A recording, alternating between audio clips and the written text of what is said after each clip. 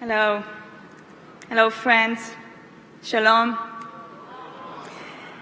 Thank you so much for inviting me again.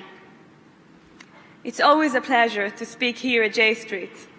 Knowing that Israel has friends abroad supporting us is heartwarming. And I'm even more encouraged to see so many young people in the audience. That's for you. There is always a sense of optimism here at Jstreet, an atmosphere of shared purpose, committed to a stronger Israel based on values of peace, social justice, and fairness. I've been here twice before, and every time I've drawn hope and encouragement. This time, it seems, I will have to do some encouraging. Because since I arrived in the United States, I've heard a frustration that I haven't heard in the past. Beyond frustration, almost despair.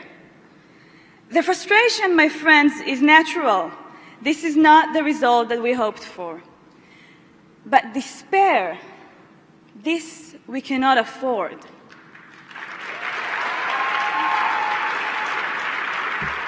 Last time I spoke at this conference, I had just taken part in the largest social justice protest movement in Israel.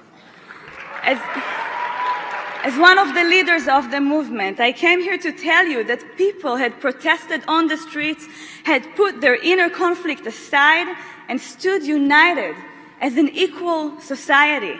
We knew no fear. We knew history was being made. We stood in solidarity with each other. At the time, like many other young Israelis, I didn't see the political establishment as a place for us. Young Israelis, idealists, activists, dreamers. I thought it was too corrupt, too disconnected. This feeling shared by so many in Israel is a direct result of the past 20 years of right-wing governments. Governments that, in order to maintain the status quo, both politically and economically, did everything they could in order to frighten us of change. A few weeks ago, during the election campaign, I sat on a panel discussion with the head of the coalition, Likud member Stav Shaffir. The panel was discussing why Prime Minister Netanyahu's government hadn't solved the housing problem and what their solution was to the Israeli-Palestinian conflict. Elkin retorted that it's about time Israelis stop believing in rosy dreams. Stop believing in dreams. This is, in one sentence, what Netanyahu has been telling us for years. This is the reason, my friends, why he got that amount of support. His aim is to maintain the status quo. It's his political strategy.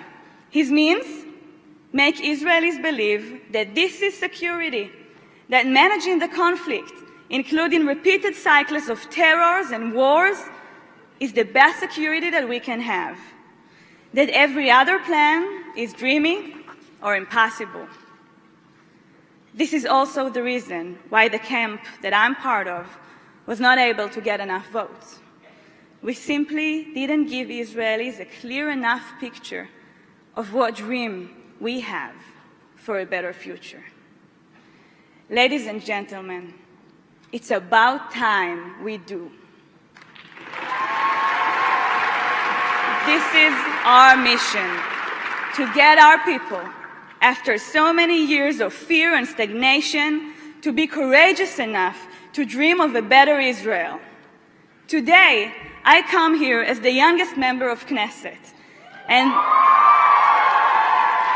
look, in Israel's strange political reality, at 29, I'm already embarking on my second term. 2 years ago, soon after I entered the Knesset Finance Committee as an opposition member, I discovered, and what I'm about to say is really important, that Israel actually has two budgets.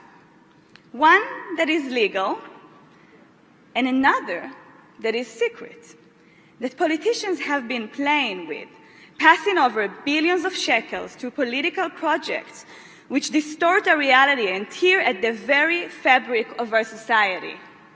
Using this corrupt system, the government could make cuts in social services and break the social security net that every Israeli deserves and hide the information from public scrutiny.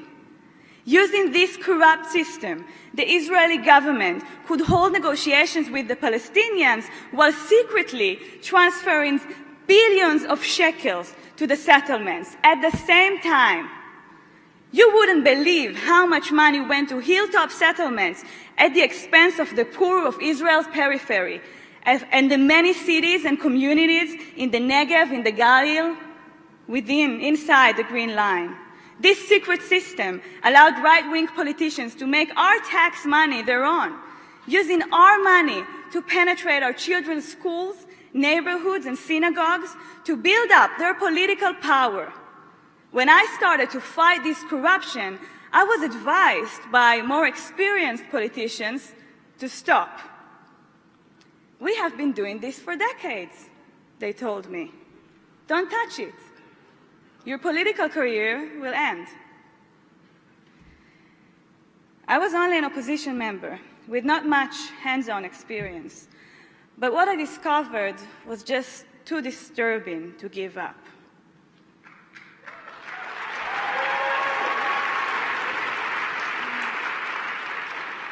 Within weeks, I recruited dozens of volunteers using social networks, and together, we built an army of transparency, investigating every number in the budget, forcing the finance ministry to provide answers on missing money transfers, creating the technologies that enable the public to see the real actions of our government.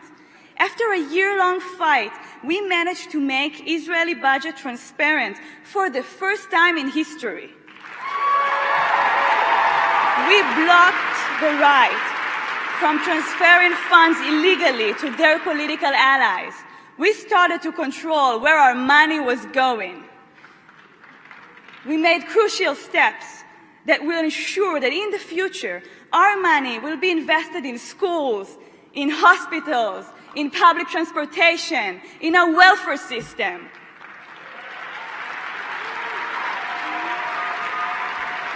And you know what this fight showed me? It showed me that when we come together, we are able to make a change. Dreaming about a better Israel, about an Israel of equality, of peace and security, of true freedom, are not just rosy dreams.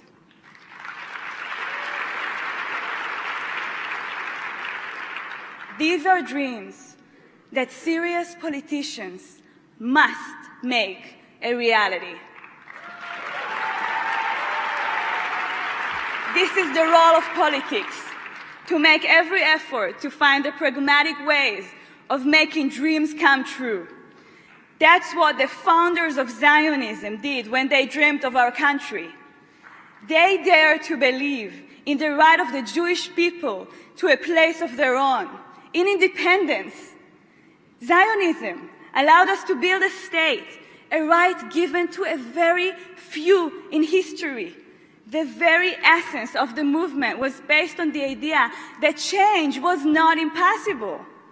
The mission of my generation, of our generation, is to make this dream complete. Our mission is to decide what Israel is. Friends, we have to make a choice. The choice between two distinct visions, two distinct alternatives. The vision from the right is one in which the enemy is always at the gate and the fifth column is always inside. It is a vision of a constant battle against demons, real or imagined. The far-right Israel is one in which settlers and other special interest groups are bestowed to the public without transparency and without the public's consent. It is a land of corruption, despair, and fear. The far-right's Israel is an increasingly intolerant state where LGBT couples are not treated as equals and where religious extremists indoctrinate children in our schools. It is a society where minorities are considered a threat, even when they want to exercise their right as citizens and vote.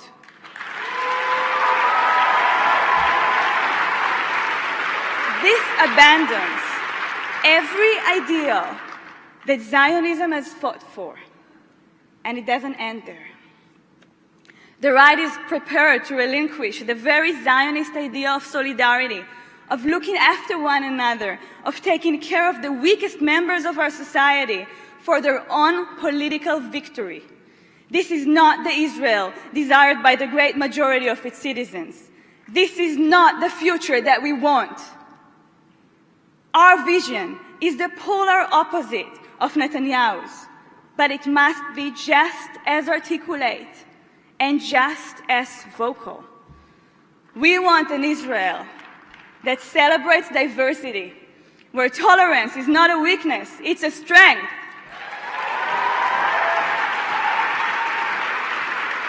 We want an Israel that treats its poor with compassion.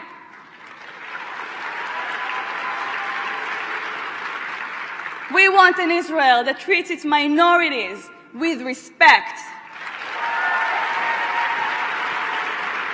We will not stay silent to racist trends.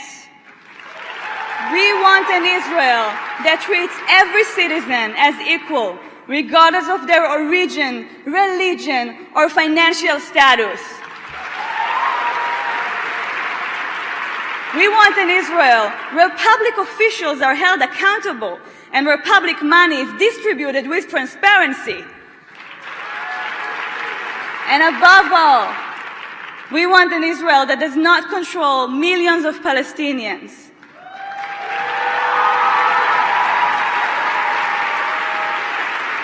We want an Israel that is constantly working for peace. We want it because it's right, and we want it because it's necessary for the security and the sustainability of our beloved country. The people of Israel deserve it. This is what the Zionist dream is all about.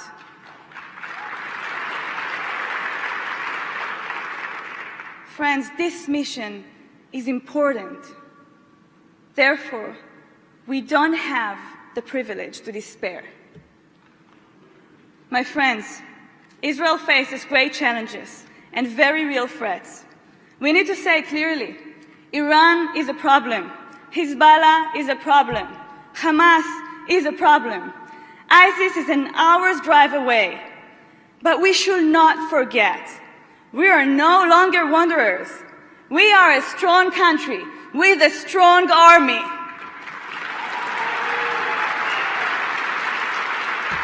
We have the power to create a better reality. We believe in diplomacy and peace, not because we are oblivious to these threats, but because we take them seriously. Because we know that diplomacy is part of what is required in order to face them successfully. Take the threat of a nuclear Iran. It's a clear threat to Israel, and it's a clear threat to the entire world. Yet, by turning our back on our friends, by interfering with our closest allies, we're playing into the hands of the Iranian leadership. This is where we need to work closely with our friends to ensure our security and that of the entire region. We don't have time to waste. It is time for political courage, time to enter talks with the Palestinian leaderships from today's position of strength and reach an agreement for 2 states for 2 people.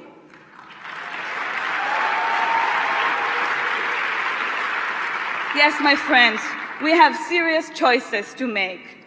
Therefore, we must fight not only against the right, but against the opinion that suggests that we can blur the distinctions between these two different visions for Israel's future. There is no real center party. There is no luxury of not choosing sides. Great choices need to be made in Israel. We cannot shy away from these choices. A lot is on our shoulders of us lawmakers. It's up to us to put policy back on the table and shelve the far-right's desperate political schemes. Policy which could lead to security, to prosperity, politics of happiness. My friends, make no mistake. Today I speak with you hopeful as ever. I'm hopeful because I know my vision for Israel is better for all of its citizens. The strategic alliances with our friends and allies, the valuable and important support that we get from you, the American jury, is crucial in building this alternative. It is unacceptable to put you, our brothers and sisters, in an impassable position in which you're asked to choose between your love for Israel and your loyalty to the United States.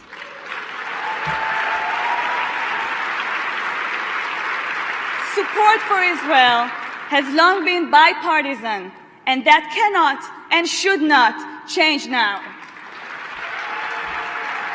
It is with your unwavering support, your commitment for a better Israel, one that is dedicated to social justice, to tikkun olam, both within its borders and outside of them, that we can make the change.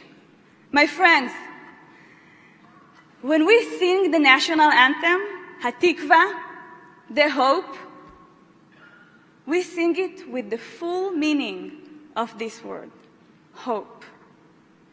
Hope for politics of peace, for a political system that will fix the relationships among the various parts of our society. That's the real Zionism.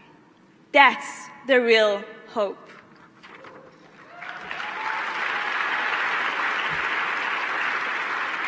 And I'm hopeful than ever, because I know that we have great work ahead of us.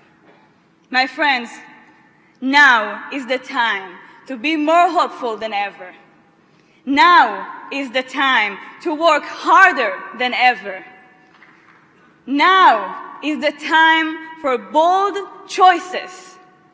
Now is the time to be united, stronger, together. My friends, have no fear. More than ever, now is the time for courage. Thank you very much.